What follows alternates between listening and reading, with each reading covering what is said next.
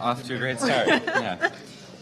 Hi. So thanks everybody for sticking with us at this hour. I know it got pushed back even another hour. I'm Sasha Costanza-Chalk. I'm assistant professor of civic media at the Massachusetts Institute of Technology, and I do a bunch of other stuff. And this is Emmy. I'm Emmy. I am a community organizer. I work with a group called Insight, Women of Color Against Violence, and the Allied Media Projects in Detroit. So can we get this a little closer here? There you go. Cool. Yeah, so some other things that we do. I'm a professor in comparative media studies at MIT, a fellow at Berkman. We're both on the board of Allied Media Projects. If you don't know about Allied Media Projects, you should check out alliedmedia.org, Allied Media.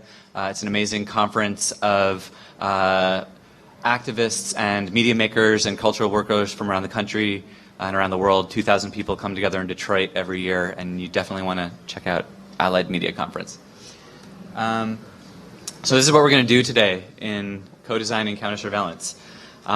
We are at item 1. I guess it should have been item 0. Sorry. We're going to kick off actually with some small group breakouts. So we've noticed that here at HopeX pretty much everything is people talking at you unless you're down in the hardware workshop space, and we don't typically like to do workshops that way, so we want to actually have you turn to the 2 or 3 people near you, and you're in an uncomfortable arrangement to do that with your chairs, so you might need to spin your chairs around a little bit. And we're actually going to talk to each other for a few minutes here about surveillance before we jump into the overview of the counter-surveillance projects that we designed in the Codesign studio at MIT. So do that now. Turn to the person next to you or the 2 people next to you. You might need to move a chair. We might want to be in groups of like the minimum of 3. Groups of 3. At least 3 people. What is our question? We'll give it to you. We'll give you your question when the time is right. Make it annoying.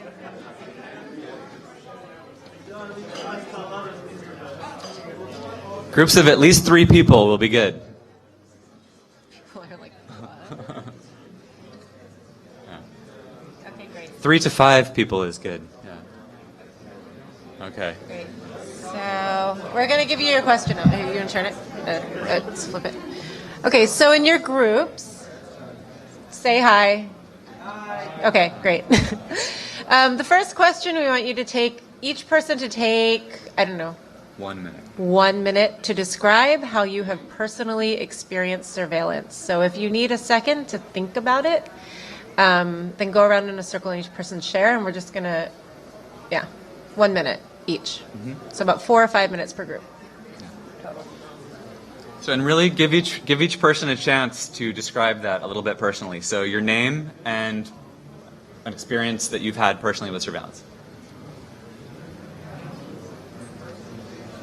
People are like, maybe we should time them on this one. Time it, yeah.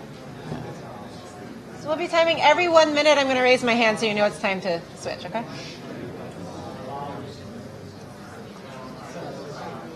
That's great. Some people are not talking. Right.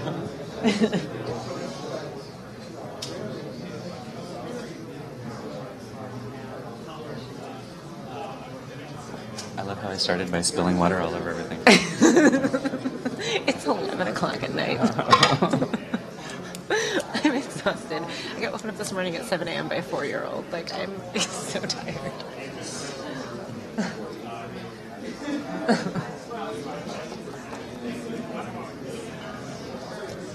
30 more seconds for the first person to finish.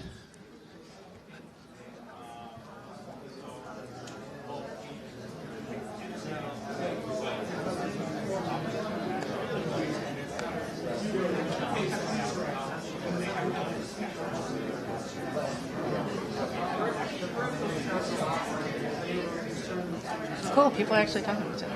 Nice.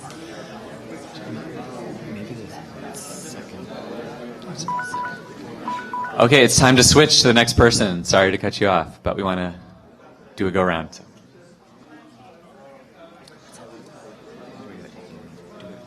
Fully do another full go-round, so question, probably not. again? What makes you feel secure? But we want it.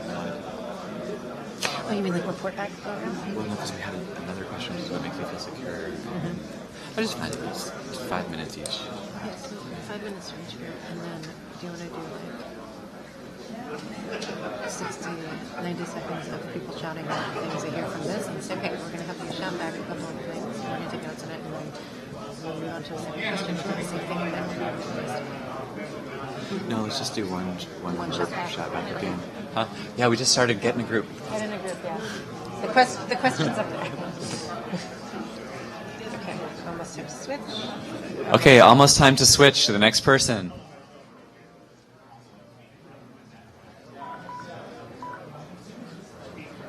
Okay, if you haven't already, please move to the next person in your group. I'm giving it like a couple seconds extra on each end. Some of them are like too cool to do it.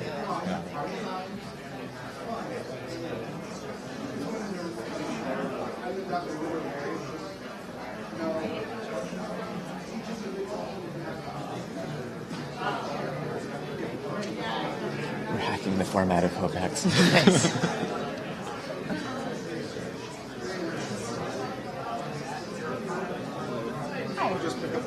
Yeah, pick a group that doesn't have too many people here.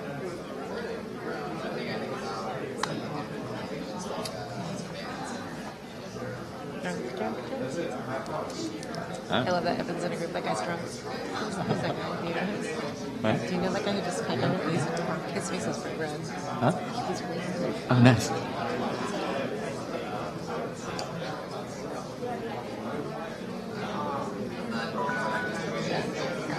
How many has it been? 3? 3, yeah. Let's do a couple more. If you haven't already, switch to the next person.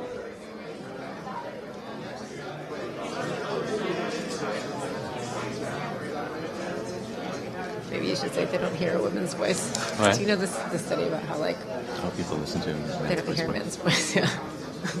Give them a minute.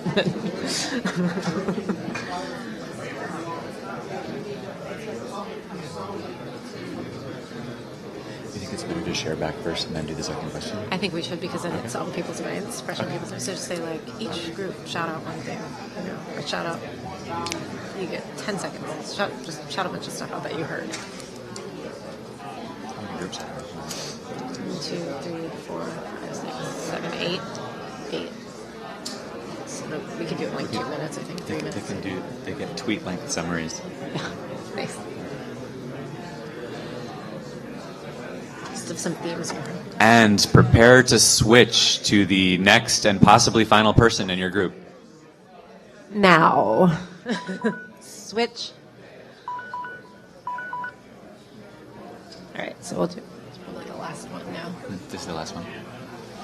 I mean, 1, 2, 3, 4, 5. Because So your groups are of various sizes, but this is going to be the last minute that you have. So anyone who in your group who has not spoken yet should speak now. Mark just shushed you. I mean, sometimes groups really need that like actual cue to like Oh, yeah. switch. Otherwise, one person talks the whole time, and Exactly. it's crazy.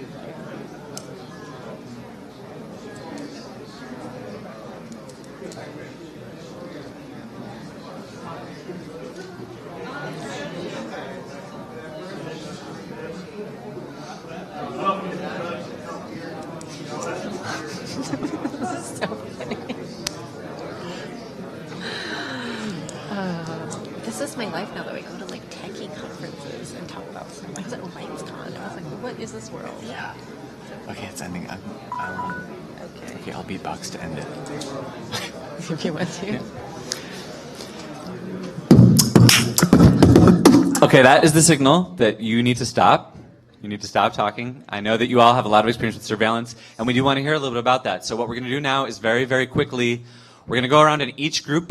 You have a tweet-length sentence to summarize one of the interesting experiences that someone shared. So in a tweet. We'll start over here with this group. Or all of the experiences, if you can do it. Again? Sorry? Can you say that again? He bugged his mother's phone. Okay, he personally bugged his mother's phone. Awesome. Okay, how about this group over here?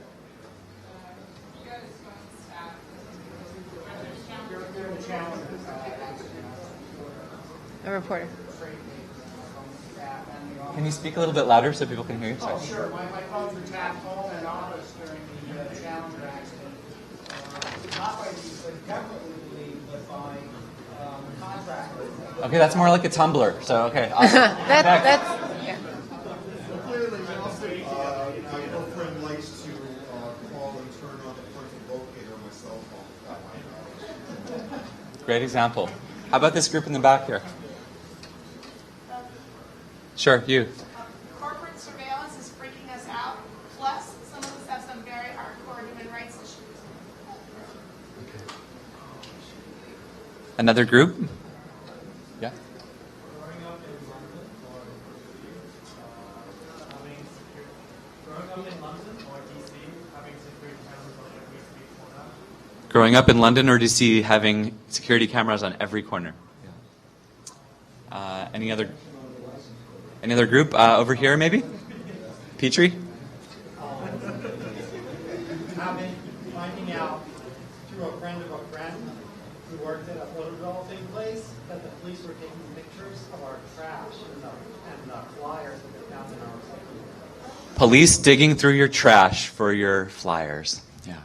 And this group here. How many of you are old enough to remember party lines? How many of you are... Hint, they weren't fun. Your neighbors could listen to your phone call. Okay, neighbors listening in to your party line conversations. 900 megahertz.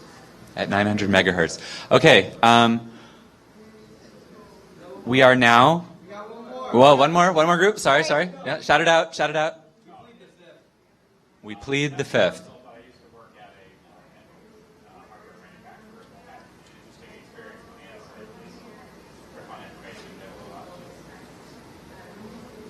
I'm sorry, can you say that a little bit louder and shorter? Sorry, I said I used to work at a hardware manufacturing company and had experience with NSA. Okay. NSA Intercept at your hardware company. Cool. So next. So we're going to do another one of these. I know It's late. it's late, but we're trying to break But it's things up. important. So this last question, second and last question, is what makes you feel secure? And we would like the same sort of thing, maybe a little bit shorter, maybe 45 seconds each. So we'll give you like 30 seconds to think about it and go around. Okay?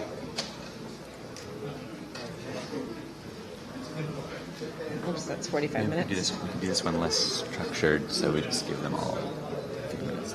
Oh, should we just do like 5 minutes and not tell them? Or even four minutes. Okay. Okay, so we're just going to give you 4 minutes and we're not going to signal. If someone objects to that, let us know. We're all adults. We'll leave it up to you to make sure that everyone in your group gets to share a little bit. 4 minutes.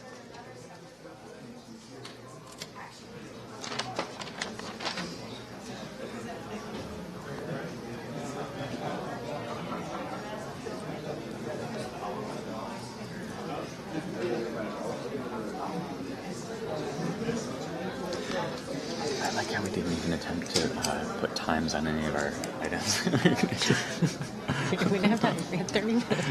We pulled this together. It's okay. We started like 10 or 15 minutes late, right? About 10 minutes. It's just interesting. I don't know this audience that well. I can guess, but this is even different. It's kind of DKG type who are like social like people who kind of rise up like they're total nerds, but like they're sort of like right.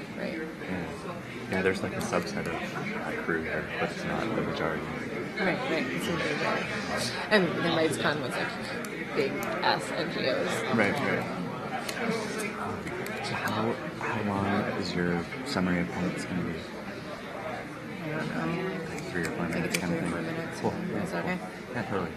And then that'll give me like 20 minutes for the project or like 6 posts. I guess some of them I'll just barely touch on, and then a couple of them I'll go into a little bit more, and then we'll just We'll talk about like how the code is, like how it works, how can you work with community-based groups. So what was the description of this for people? What did you see? Yeah, I mean, it was just basically about like intersecting systems of surveillance that we don't pay attention to all equally, and it was like co-design is an approach to deal with this, but the description didn't have a description of the actual project. So, I mean, I'm just going to like quickly run through the projects that came out of the class, and each there's a presentation for each project. But I'm not going to do a full one. I'm just going to show a couple slides from each presentation to give people the gist of it, maybe go a little deeper into one or two, and then help them they can find out more on the Codesigning website. Then I have some like closing slides.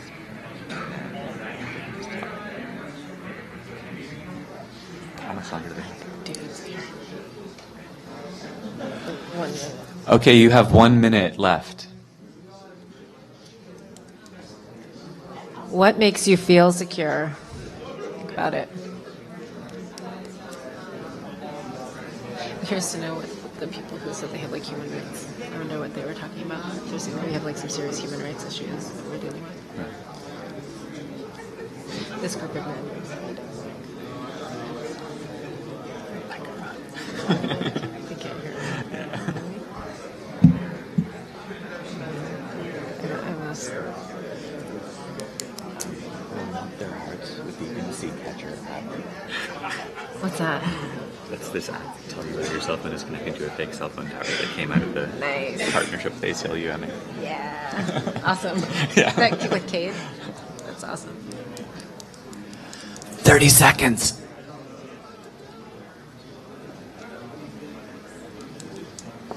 And then do you have people yell out one word, one word answers on what makes you feel secure, or not at all? Whoa, Jesus Christ, my dad.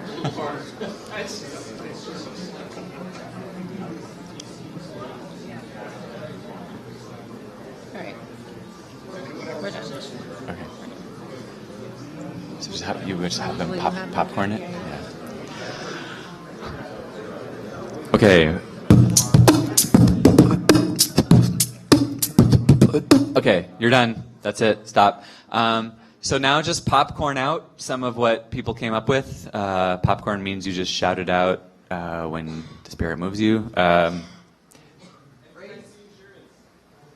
What's that? Bank insurance. Multiple identity? Plausible. Oh, plausible deniability. That's even better than multiple identity. Backup tapes. Nice. Having root. Strength in numbers, and what was this one? Deadbolt locks. Family and conscious threat modeling. Nothing. Infinite resources? Oh, okay. What did you say? I'm sorry. Mafia connections. Collections. Mafia connections. Makes sense. Mafia collections. I don't know what that means. Okay. Okay. Go for it. Okay, cool. So the purpose of that exercise, I mean, hopefully you just had some good conversations, but we are just trying to point out that even in this room, people have differential needs based on sort of the different needs for safety and what makes them feel secure based on the different ways that they've experienced surveillance. Seems pretty obvious, but sort of fundamental to what we're going to talk about. So I'm just going to introduce myself and talk a little bit about sort of framing how this work has happened. I come from a community organizing background. I'm not a techie. I'm not a hacker. I am at a hacker conference. I am not one. But, right.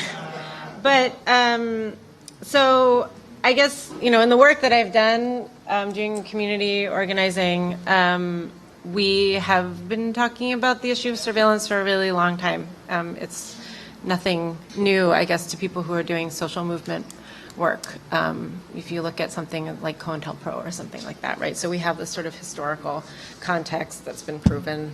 And then sort of when this issue became more of part of the sort of national conversation, people I worked with got really excited because we thought, okay, this is great. We'll have a lot more people who are talking about the issue. we can finally connect with some of the people who have been building tools and working on solutions to some of these concerns. And so we discovered through that process of sort of reaching out to different groups who are working on mostly tech-based solutions to these concerns, that there is a gap in conversation. You know, in the work that I've done and the organizations I work with, the communities I work with, my own communities, the way that surveillance shows up is sort of, you know, you have to pee in a cup to get your welfare check. You need your welfare check to survive. So when you talk about biometric data, right, they're collecting a database of biometric data of poor people in the United States. It's been happening for a long time, but we need to do that to survive. And, you know, or something like stop and frisk is something that we've talked about as surveillance. Working with parolees and people who are ex-offenders. They're heavily, heavily surveilled. And so when we came to people who are working on building these pretty awesome tools, we're really, really excited to sort of make these connections, and we realized that there was a total mismatch. So we're like, great. And they're like, well, we can encrypt your email. And we're like, that doesn't really help with this issue that we have.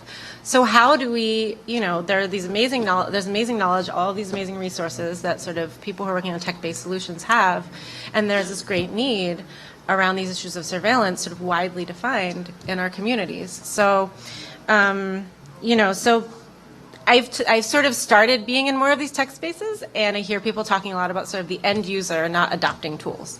Or, you know, why isn't the end user adopting this thing that we're building, this really cool thing? And I think the question there is, how do you bridge that gap in conversation so that the needs are sort of met with the tools? And one of the ways that we've been able to do that is through this collaborative design process. It takes a long time. It's something that I think both sides are not necessarily familiar with, or all people involved, but it's been really successful. And I also wanted to point out, at the same as I'm saying all of this, at the same time, the communities that I'm talking about are also impacted by online surveillance and these digital, you know, sort of digital technologies, and often with dire material consequences. One example of that might be sort of the connections between data profiling and the foreclosure crisis, and what that has done to sort of decimate communities of color in the United States in the last couple of years. So that's where I'm coming from. And my hope in being on this panel and being in this space is to really try to reach out and sort of build connections between the amazing work that some of the people here do and the needs that we have in our communities. And so we can talk a little bit about co-design and how we've been trying to do that a little bit. Definitely, and the exercise that we started with, having you kind of share the differential personal experiences that you have with surveillance and some of the things that make you feel safe, you know, part of that is to get people thinking about the way that, so one, there are multiple surveillance regimes that intersect and overlap, and sometimes are actually very, very separate. So everything from, you know, personal surveillance. So it was sort of it was said sort of in jest, right? So you know, my girlfriend, you know, tracks the location of my phone, but actually technology being used by abusers in situations of intimate partner violence is a really, really serious and rapidly growing problem. And actually, one of the projects we're going to talk about in a second does focus on that, working with a domestic violence organization called Transition House in Cambridge. You know, communities of color face differential surveillance than white folks do, and so stop and frisk, which, you know, has been formally overturned, but still is taking place, you know, informally, differentially, you know, targets especially young people of color, especially young men of color, but also gender nonconforming folks of color. So here in New York, organizations like Streetwise and Safe are doing work to try and document and demonstrate and fight back against NYPD's practice of singling out queer-presenting youth of color and on the assumption that they're doing sex work, then targeting them for stop and frisk and for arrest. So we could sort of, you know, keep going on talking about all the different intersections of identities and surveillance systems, from police in New York City schools, and actually another one of these projects talks about that, all the way to the interpersonal violence, you know, surveillance systems that abusers deploy on their partner, all the way out to larger systems that we're talking about more at a place like HOPEX, like the NSA. how do you then deal with that? How do you put tech communities and hacking communities in dialogue with community-based organizations and organizers who are working with different communities on these different systems of surveillance? The approach that we've been taking is co-design or collaborative design. Actually, community-led design might be a better term for it. But there's, of course, a long history of people thinking about how do you build technology that actually responds to people's needs. There's appropriate technology design from the 60s and 70s. Participatory design is a popular framework that people use, although it's been used so widely that it's often reduced to like, oh, well, we had a group of, potential end users and we did some A/B testing and it was participatory. Or we did a brainstorm with people from the end community and extracted some ideas there, and then we made a web service and now we sell it to them. So participatory design can also be used as an extractive process, and that's not what we really want to do. Human-centered design and user-centered design, of course, really focuses primarily on UX, and we wanted to go a little bit deeper in terms of thinking about how do the values of the project, the challenges that you're trying to solve or address, how do those all potentially come from the community that you're working with, and in fact, how do you do a design process where you move beyond thinking about just an end user to thinking about someone as a part of your design team, so a co-designer.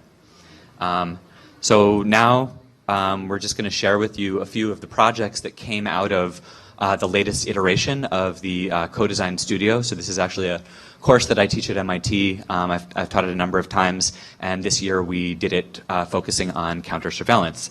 And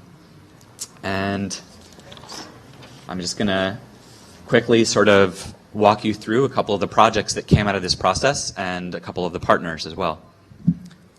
So the first one I'm going to show you is a project called Bedtime Stories. This was done in partnership with Detention Watch Network. Detention Watch Network is a nonprofit organization that works on documenting and fighting the expansion of the detention and deportation system in the U.S. Does anyone know how many people the Obama administration has deported? Yeah, much closer to the first answer. So over 2 million people have been detained and deported by this administration. That is more than any previous administration. And one piece of the detention and deportation system is this crazy thing, which is called the detention bed quota. Raise your hand if you've heard of the detention bed quota. Okay, a few people in the back, right? Who were in the co-design class, right? So there's a congressional mandate. It's part of the budget, federal budget appropriations bill. It's been renewed over the past couple of years that says that 34,000 beds that were built, actually by most of them by private contractors, have to be filled every night, or the money won't be released to DHS. So we built these beds, and now we've got to fill them. Right? That's not kind of an awesome thing to do. And so this project came through, I won't walk you through the whole design process because we've got a lot of projects to look at, but this was a project to call attention to the fact that there is a detention bed quota in a way that would be sort of compelling. So these students came up with this microsite called Bedtime Stories, and they did these overhead shots of people sort of tossing and turning in beds, which is sort of visually arresting, and then when you do rollovers, you get quotes about the system, quotes from people who have been through this system. We've been given expired juices, apples with worms in them, Jell-O that tastes like soap, et cetera, et cetera. So basically trying to sort of put more of a human face on people who are suffering through the system. And then at the bottom, we've got these stats. The top one is nights stolen by detention since the quota began, and the bottom is the amount of money spent on this detention system since the user arrived on the microsite. And then, we ask people to, tweet it out. People that are illegally immigrating into my country? We're going to move on to the next project. The next project we did was with the ACLU of Massachusetts. Cade Crockford was the person that we partnered with, and we developed a project called Spidey App. So this came out of a case that the ACLU is currently doing in Florida around IMSI catchers. You all know about the ACLU. You may know about the Guardian project, and together with some of the students in the co-design class, they came up with this. So go to spideyApp.com, and you can sign up to actually receive the release. This is a free open source project that Guardian Project is gonna put out, which is to tell you whether your phone is connecting to an IMSI catcher. The way that we decided to approach doing that was to basically do a diff. So you bring your phone to a place where you're going to say, raise your hand if you know what an IMSI catcher is. Okay, so an IMSI catcher is more popularly known as a Stingray. It's a device that is actually now available on the open market. You could buy one if you want, but law enforcement is using it to pretend to be a cell tower, and you bring it to a physical location, and all the cell phones in the area connect to it, and then you have a good record of every cell phone that was in the area, and depending on the device that you've purchased, it could also route all the traffic through it so that you can have full access to that traffic. And again, this is local law enforcement, so this is not that yes, we know that there are other ways to access cell phone traffic, but this is something that local law enforcement or you could buy or build an IMSI catcher. So basically the way this works is you go to a location, say that you're going to do a protest, and you load up Spidey app, and then you find all of the cell towers in the area, and then it stores it in a local database on the phone, and then you come back on the day of your protest, and you open it up again, and you run it, and if there's a new tower there, then you get an alert that says, hey, there's a tower that may or may not be a tower. It wasn't here when you checked last, and then you can actually report it to a shared database. Yeah? Do you have any way of distinguishing new network towers from catchers? We don't right now. There isn't a really good, freely available and accessible, public database of all of the towers. So we do check the towers against. There are some other services that have tried to build sort of a crowdsourced database of that, and so we check against that. So the short answer is no, we don't know what it is. We just know it's a tower that wasn't there last time you looked, and so then it's up to you to investigate further. The real point, of course, of this app is to draw attention to the fact that IMSI catchers exist, and law enforcement in Florida, actually, we know from a case ACLU is doing, deployed them over 800 times without warrants in the last 2 years. So you can download that at bit.do/Spidey. And I'll tell you later where you can access all of these. It's currently Android only. How much time is? Oh, I should go quick. I'll go quicker. So I'm not going to be able to talk about all these projects and have a chance to talk at all. We have like 15 minutes left. So I'll just show you a little bit about some of the other projects, and then we'll talk. So another one of our partners was Electronic Frontier Foundation. This project was basically redesigning the surveillance self-defense toolkit. And I guess, Mark, should I not say anything else about this right now? So it hasn't launched. It's going to launch soon. We basically worked with EFF to help redesign the SSD to be more interesting, exciting, up-to-date, and there are animated GIFs involved, and they're really fun. And you will have to look for that from EFF. This project, this always generates a lot of conversation. This project is called I Am Not a Dot, and it's about humanizing people who are on the sex offender registry in the United States. So our community partner was CURE, a prisoners' rights advocacy organization that's been around for many, many years. And what is the problem with the sex offender registry? Well, there's a lot of problems with it, which we won't have time to fully discuss right now. But one of the problems is that you can be on it for anything from, in some states, public urination, to consensual sex between minors, to serial rape of strangers. And all of those things will put you in a public database, which people will then browse and access and use to keep you from getting access to housing and employment and so on. So there's a lot of problems with this database and the way that it's deployed. And so the goal of this project was to let people know about the work that CURE is doing around challenging the way the database is currently set up and what can be done with it. Another problem with the database is that even for the most severe offenders, there's actually the only empirical studies that have been done of the impact of the sex offender database are that it actually increases recidivism rates. Why? Because if you can't get access to employment or housing or you're basically excluded from society, then that makes it much more difficult for you to form social bonds and reintegrate yourself with society. You're more likely to reoffend.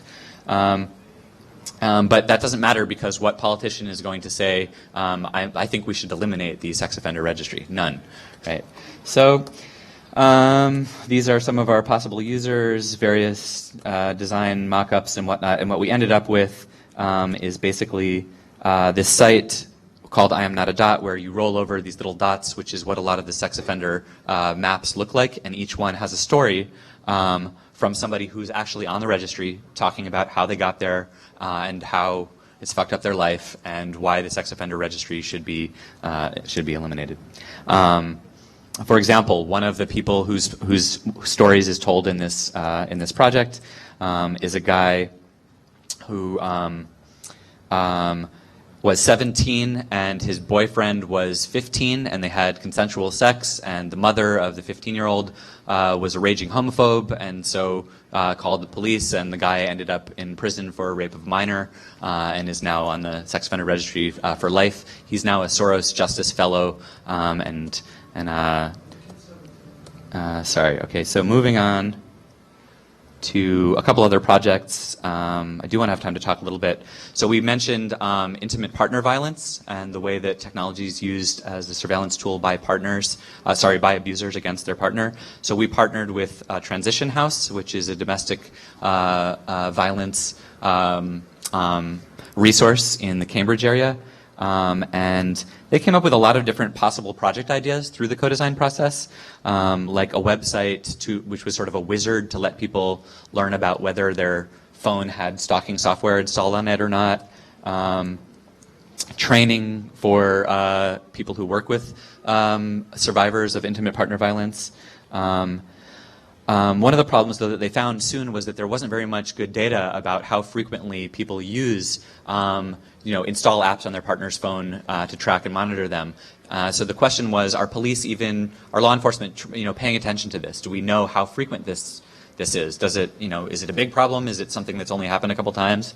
And so there was no data, so basically what they did is they scraped the Cambridge Police Department database and did a bunch of keyword stuff and pulled out everything that was related to intimate partner violence and created a tool to make that data much more browsable by folks who are working on domestic violence and intimate partner violence. And they also created a bunch of infographics about how that works.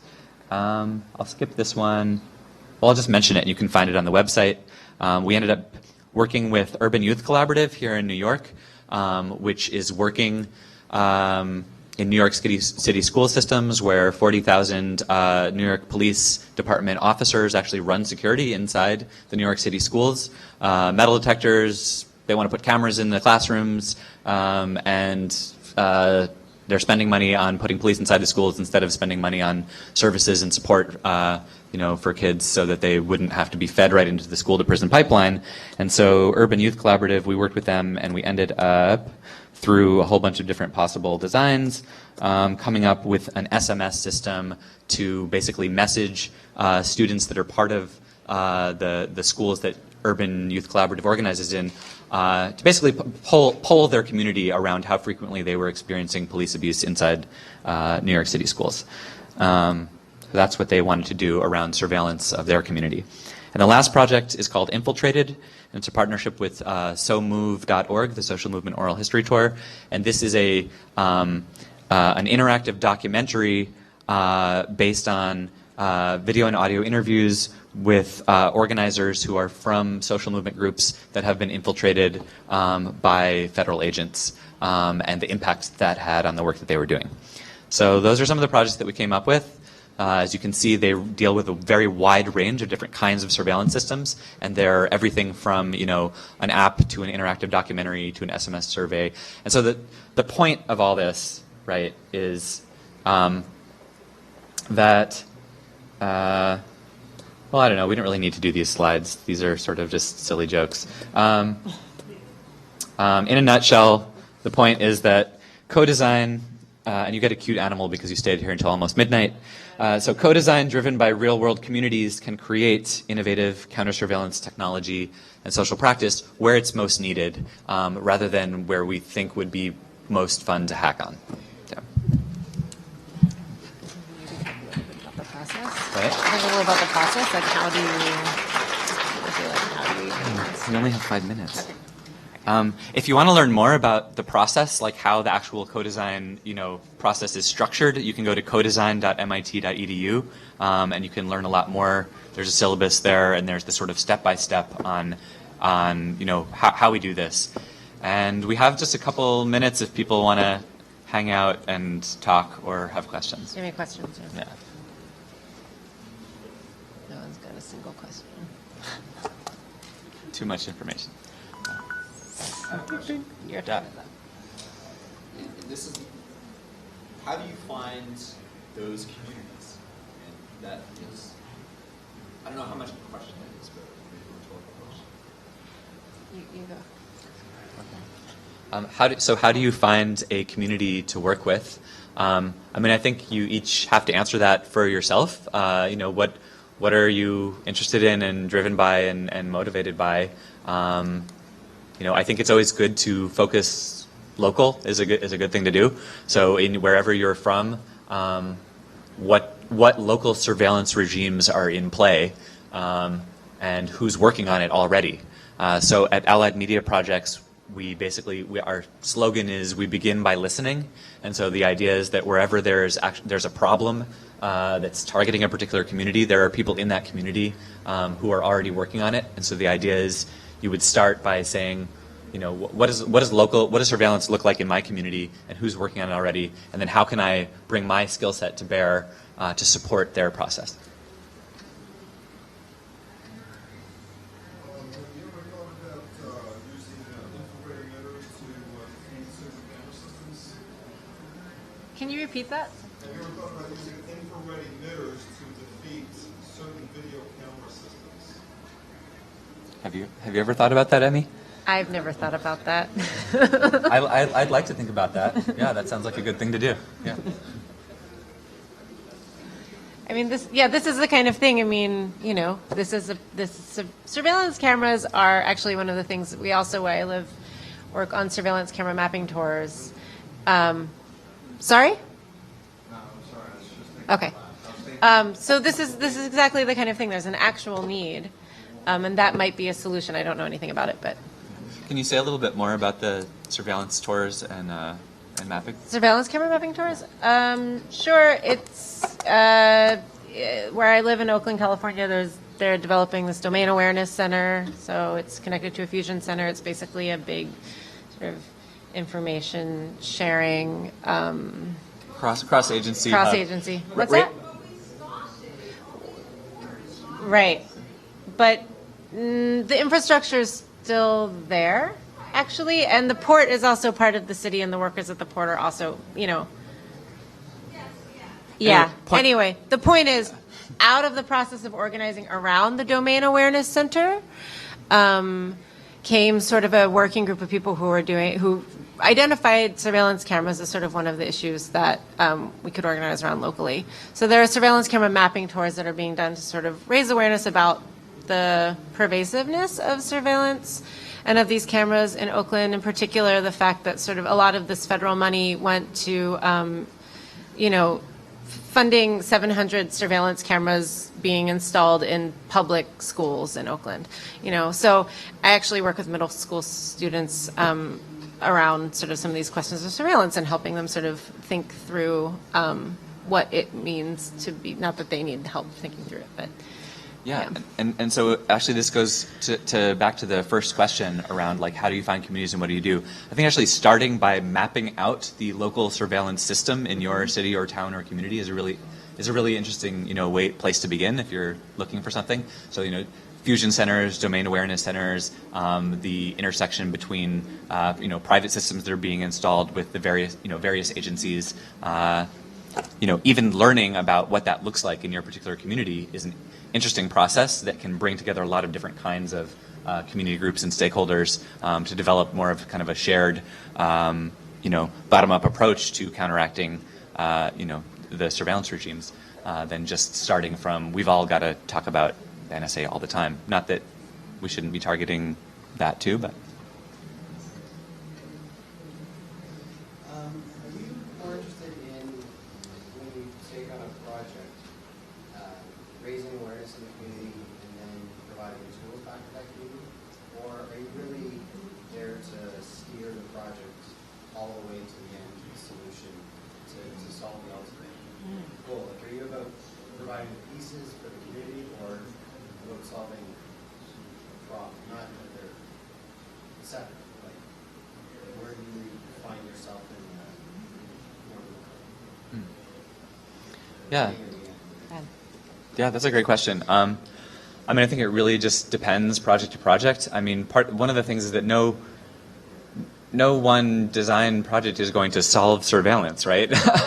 So I think that part of what's happening here is the design process itself, and certainly in co-design, that's a community organizing tool. So we're saying it's actually similar to Snowden earlier today in the keynote was kind of saying we don't want to place ourselves as these high priests of technology. We don't want to just replace another set of high technology priests who we think are deploying these systems for bad ends, and we can deploy them for good ends. We actually want to more radically think about what it means to design and develop and run and maintain technology that communities actually need, coming out of what it is that they want to do, and ultimately, ideally, they then own or run that project or product or whatever it is.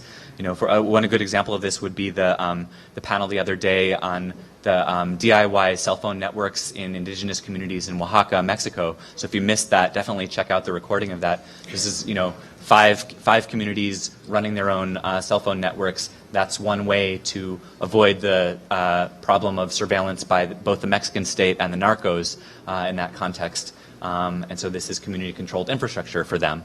I don't know if that really answers your question, but yes, it's about the process of design being something that's important for communities to be involved in, rather than just smart techies in a room somewhere coming up with the solution to these things. Technology is a social process as well.